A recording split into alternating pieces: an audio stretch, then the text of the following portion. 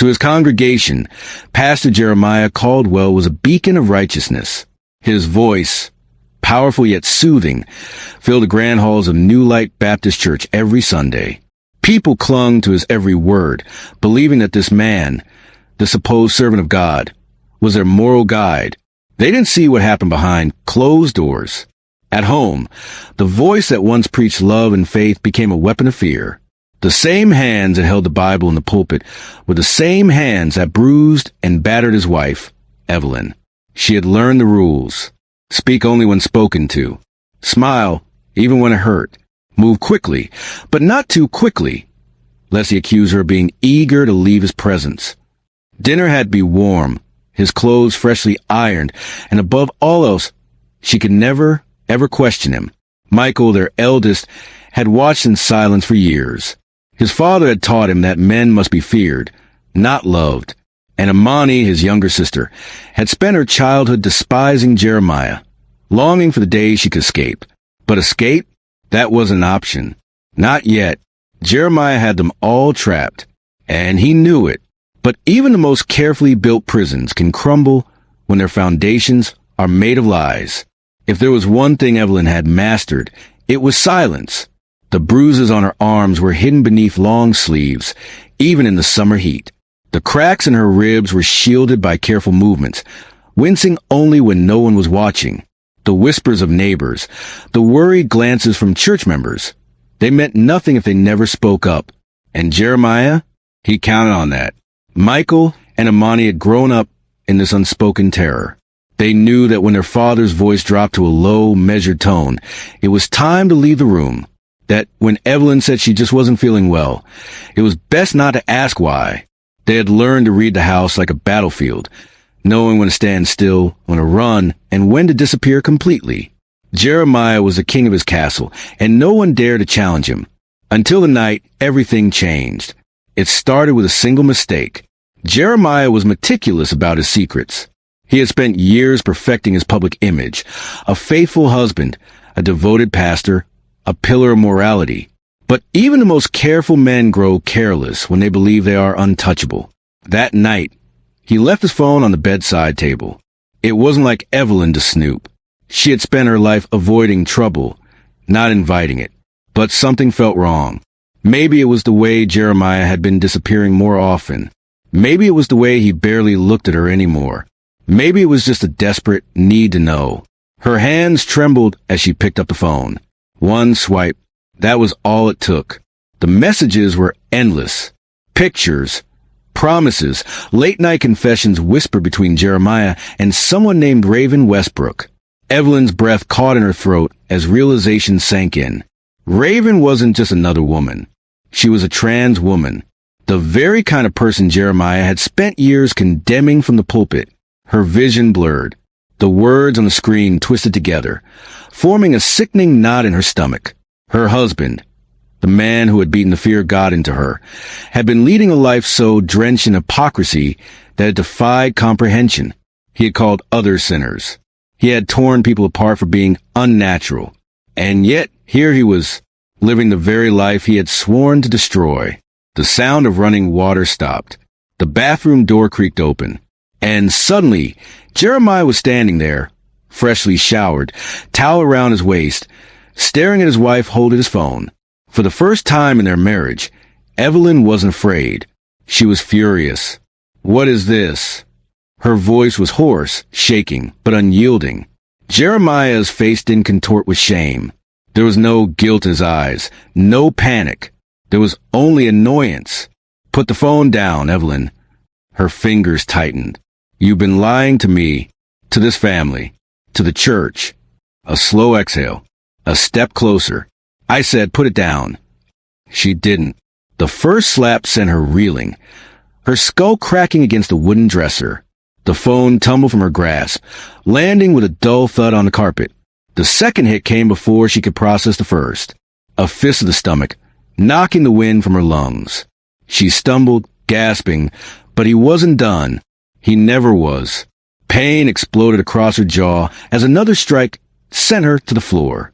"You think you can question me?" Jeremiah's voice was a low growl now, his fists no longer guided by control but pure, unfiltered rage. She felt the weight of him, the blows raining down like hail. Blood filled her mouth, her vision blurred.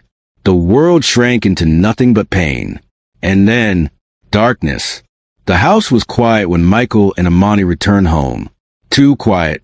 Michael had always been the cautious one, the observer. He knew something was wrong the moment he stepped inside. The air felt heavy, thick with something unseen but felt. Imani, less patient, moved first. Up the stairs. Down the hall. The moment she reached their parents' bedroom, she froze. Michael, her voice was barely above a whisper. Michael rushed forward, and what he saw stole the breath from his lungs. Their mother was unrecognizable. Her face was swollen, her lips split so deeply it exposed raw flesh. Blood streaked down her forehead, staining the floor beneath her. For a moment, neither of them moved. Then Evelyn let out a single, shallow breath. She was alive. Michael dropped to his knees, his hands hovering over her battered body.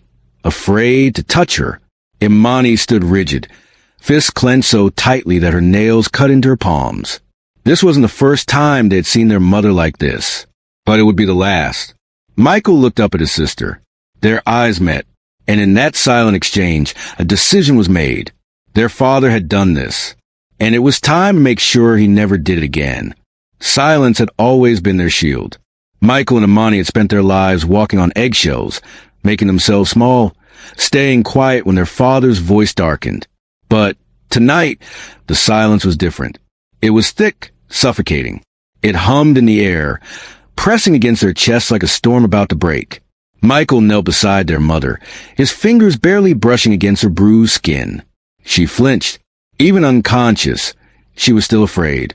A slow, burning rage ignited inside him.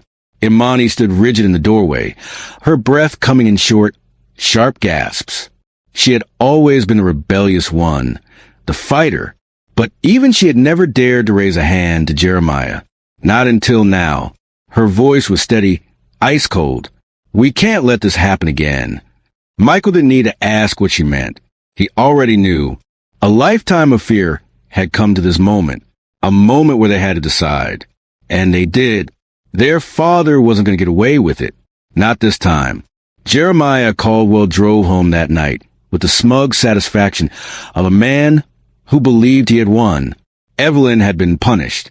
She wouldn't dare question him again. And his children? They had long since learned their place. The house was dark when he pulled into the driveway. Too dark. The porch light was off, a detail so small, so insignificant, yet it made something in his gut twist. Evelyn never forgot the light. Jeremiah frowned, gripping the steering wheel tighter. Something wasn't right. He barely had time to reach the car door before it was yanked open. A fist crashed into his jaw. The world spun. Before he could react, hands dragged him from the car. The pavement slammed into his back, knocking the air from his lungs. A second blow came, this one sharp, metallic. Pain exploded in his ribs. Jeremiah gasped. What the hell? Another hit. No words. No explanations. Just violence. The very thing he had taught them. Through blurred vision. He saw them, Michael, his son, standing over him with knuckles bloodied. Imani, gripping a steel pipe so tightly her hands shook. They weren't afraid anymore. And that terrified him. Jeremiah struggled, but they were stronger than he had expected. Or maybe he was just weaker than he had realized. They shoved him into the back seat of his own car. Michael gripped the steering wheel with white-knuckled force. Imani sat beside him, silent, staring ahead. The only sound was Jeremiah's ragged breathing in the back seat. Minutes passed, then an hour. Jeremiah swallowed hard. He had always been the one in control. But now he was at their mercy. "Where are you taking me?" His voice cracked. Neither of them answered. The tires hummed against the asphalt, carrying him further and further away from the city. The roads turned darker, more isolated. Then he saw it. The woods. A place he had taken Michael to when he was younger. A place where he had taught his son to hunt, to kill without hesitation. The realization sank in like a stone in his gut. He wasn't coming back from this. The car rolled to a stop in a secluded clearing. Michael stepped out first, opened the back door. Jeremiah tried to resist, but hands yanked him forward. His knees hit the ground, the cold earth biting into his skin. "You think this makes you men?" Jeremiah spat, coughing blood onto the dirt. "You think this is justice?" Michael knelt beside him, gripping the back of his head and forcing their eyes to meet. His voice was eerily calm. "You spent your whole life making us afraid of you." He yanked Jeremiah closer. "How does it feel now?" Jeremiah glared, his lips curling into a weak sneer despite the pain. "You'll regret this." Imani scoffed. "The only thing we regret is not doing it sooner." The first blow cracked through the night, then another, and another. Everything he had ever done to them, to their mother, every bruise, every scar, every scream, was returned tenfold. By the time they stopped, Jeremiah Caldwell was no longer a man. He was a broken, bloodied shadow of the monster he once was. But it wasn't enough. Not yet. The world spun for Jeremiah. His mind screamed at him to fight, to escape, but his body no longer obeyed. He lay on the cold ground, chest heaving, spitting blood between every breath. Michael reached into his pocket, pulled out a knife. Not just any knife. The same hunting knife Jeremiah had once placed in his son's hands, teaching him how to end a life without hesitation. Poetic, wasn't it? The irony burned. "Please." Jeremiah's voice was weak, pathetic. Michael hesitated, just for a second. Then he whispered the last words Jeremiah would ever hear. "We're not afraid of you anymore." The blade sank deep. Jeremiah Caldwell, the untouchable, the self-proclaimed man of God, finally fell. For the first time in their lives, Michael and Imani felt something they had never known before. Relief. Michael stood over his father's lifeless body, his chest rising and falling with heavy breaths. The cold night air bit his skin, but inside he felt nothing. No fear, no regret, no sorrow, only silence. Imani still gripped the bloody pipe, her hands trembling, not from fear, but from the adrenaline still coursing through her veins. Their father was dead, but they weren't free yet. Michael glanced at his sister, his voice low, steady. "We have to get rid of him." Imani swallowed hard, then nodded. They worked through the night. Blood soaked the ground, but they had come prepared. A tarp from the back of the car. A hunting knife. The same way Jeremiah had once taught Michael to butcher an animal, Michael now used those same lessons to erase their father's existence. They cut. They wrapped. They carried. A limb was tossed into the rushing waters of the river. Another buried deep in the woods. The torso, the heaviest part, was placed in a shallow grave miles away. By the time the sun began to rise, there was nothing left of Jeremiah Caldwell, except the secrets his children carried. At first, no one suspected a thing. Jeremiah was known for disappearing, sometimes for days at a time. He would return with some elaborate excuse, a sermon about his sacred journey, or a sudden calling from God. So when he vanished, the church whispered, but they did not worry. Michael and Imani played their roles well. They told neighbors they hadn't seen him in days. They nodded when church elders theorized that he had gone on a spiritual retreat. Their mother, Evelyn, barely spoke at all. Still healing, still too weak to question where her husband had gone. She remained in bed. Days passed, then a week, and then the question started. The first to notice something was truly wrong wasn't the police. It was Raven Westbrook, Jeremiah's mistress. She had spent years in the shadows, waiting for his secret late-night visits, his empty promises. But after days of silence, something in her gut told her, this time, he wasn't coming back. She started making calls. No response.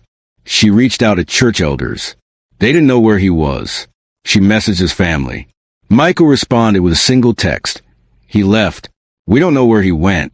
But that didn't sit right with her. Jeremiah never just left. Raven went to the police. It was only a missing persons report at first, but something about it set off alarms. The officers visited the Caldwell home, spoke to Evelyn, who could barely sit up in bed, her voice weak, her eyes hollow. He left, she whispered. I don't know when he's coming back. A simple answer. Too simple. The detectives kept digging. They found Jeremiah's car. And inside, blood. Not much, but enough. Enough to suggest a struggle. Enough to suggest foul play. Then came the real break. A hunter in a rural part town stumbled upon a shallow grave. At first, he thought it was an animal, until he saw the flesh, the remains. DNA confirmed it. Jeremiah Caldwell was dead. The police descended on the Caldwell home. Michael and Imani were taken in for questioning. And for the first time since that night, Evelyn asked a question she had been too afraid to voice. What did you do? The trial became a media spectacle. The prosecution painted Michael and Imani as ruthless killers. No matter what their father did, the attorney argued, they planned this. They executed it. This was murder. The defense, however, told another story. A mother beaten nearly to death. 2 children raised in terror. A household built on fear. What would you have done? Their lawyer asked the jury. Would you have let him kill her? Would you have let him keep hurting them? The courtroom held its breath. Outside, the world was divided. Some called Michael and Imani monsters. Others called them heroes. The jury deliberated for days. Michael and Imani sat side by side, their fates hanging in the balance. Then, the verdict. Guilty. Life in prison. Evelyn sobbed as the sentence was read. Not because of Jeremiah. Not because of what had happened. But because she had lost her children. The world moved on. The headlines faded. But the question remained. Was it justice? Or was it murder? And perhaps the real question was, if no one had helped them, if no one had stopped Jeremiah before it was too late, could anyone really blame them?